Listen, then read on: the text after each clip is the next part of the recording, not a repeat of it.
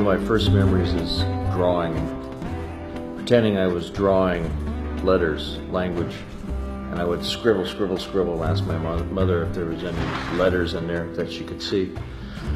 And she had a couple of art history books, and I remember looking at them as a kid.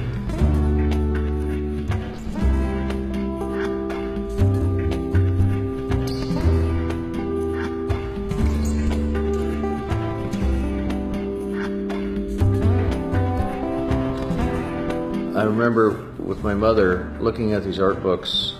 She had like 3 or 4 of them, and I think they're mainly black and white.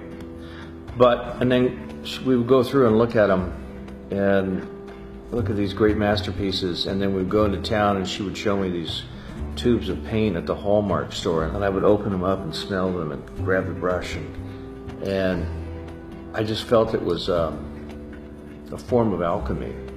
You know, it was like turning water into wine. And how did these people squeeze out these paint, with a brush and apply it in a certain way and just turn nothing into something? And I thought it was magic, and they were magicians, and I wanted to be a magician like that.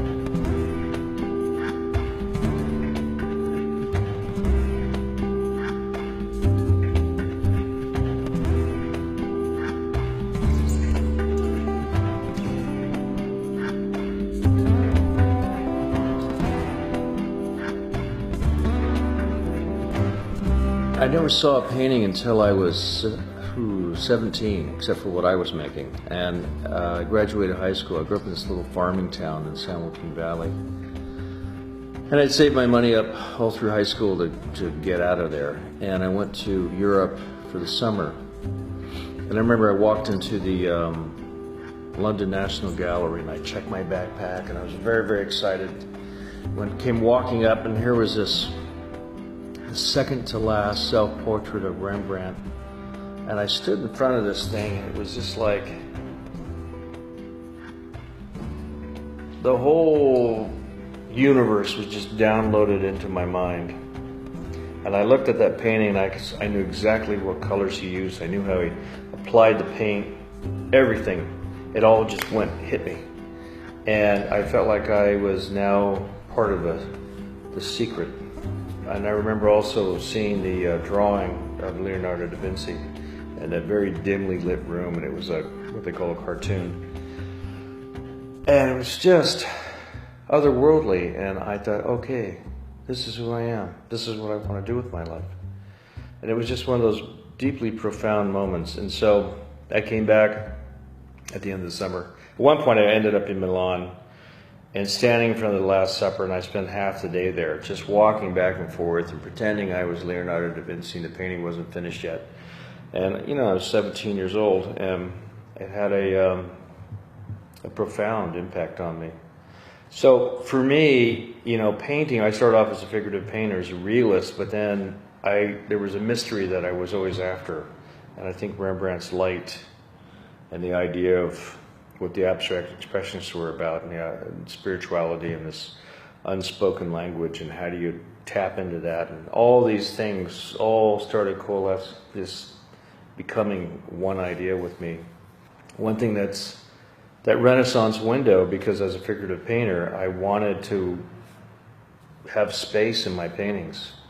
So it was very important to me to create this sense of depth.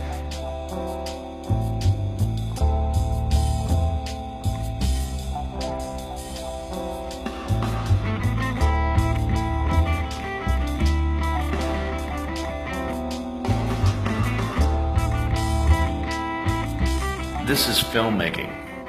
It's the way how we see movies. It's extraordinary.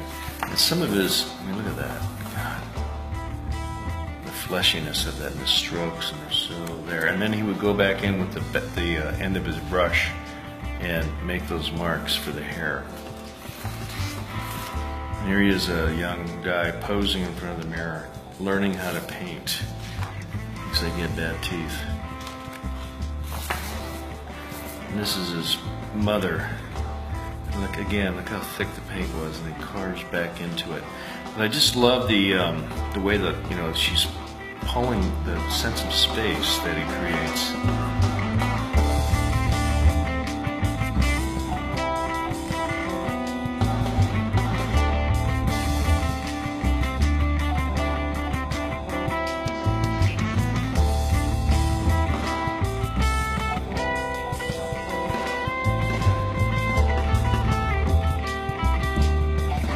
At one point when I had these little odd jobs, I got at Cal Arts and waited on tables for a while. And then I built movie sets for a while.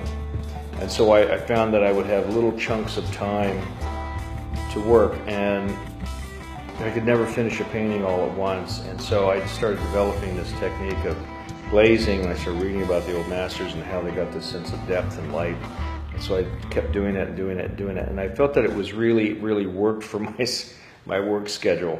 So I could work on 2 paintings in the morning and then go off to work. And then I come home at the end of the day and then work on them again because they'd be kind of dry enough to work on them. And it just developed into this whole language.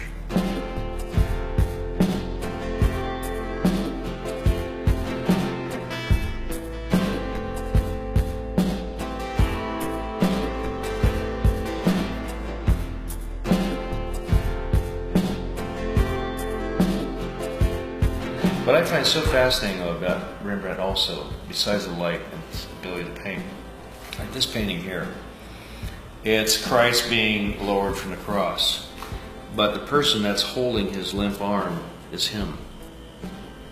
That's Rembrandt, self-portrait, and he's lowering down the dead body of Christ. And you know, Holland had won their independence from Spain, so the Catholic idea of what art was supposed to be, you know, with the religious themes, was pretty much taboo.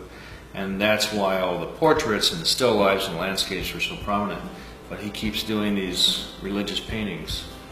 I just find it so fascinating. It's like, what is he saying? As he's lowering down the dead body of Christ, is he saying that this is the end of Christianity, it's over, it's dead, and I'm watching this thing from above? Is this about his own spirituality?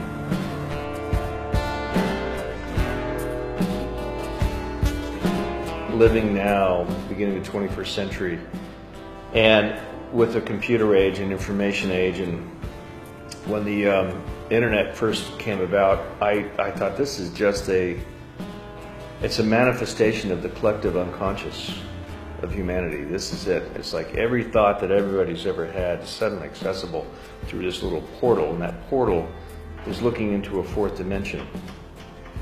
And that 4th dimension is a conceptualized space.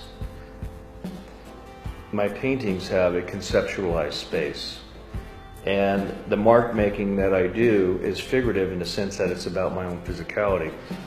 So I'm still being a figurative painter, but the subconscious moment becomes a conscious act once it's already happened, and I start going back into it again, and developing it and forming it and placing it within a space and pulling it back out and having it as a reflection of light, or it is light itself. And then light, you know, is part of my subject matter, as well as my own physicality and the idea of space.